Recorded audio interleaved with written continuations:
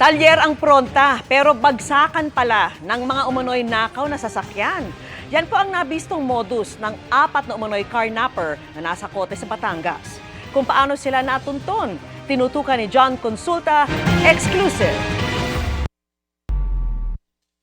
Sa hot pursuit operation ng Santo Tomas, Batangas Police, natuntun gamit ang kanilang aerial drone ang hinahanap na ninakaw umanong FB van na nakakubli sa gitna ng matataas na damo.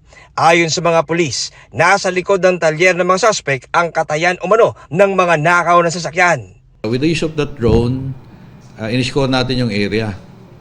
And that led to the discovery nung isang area kung saan nila chinachap-chap itong mga carnap vehicles na ito.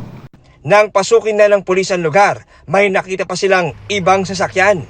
Bukod po dun sa carnap vehicle sa Santo Tomas City, ay meron pa rin pong isang naabutan kami doon na L300 ba na nakatay na or na-chop-chop na. Ang modus po nila, sila po ay mag-iikot sa isang area at kapag may namataan sila na potential target, ay yun po, kukuhanin nila yon and then dadalhin dun sa may talyer at yun po ang front nila talyer.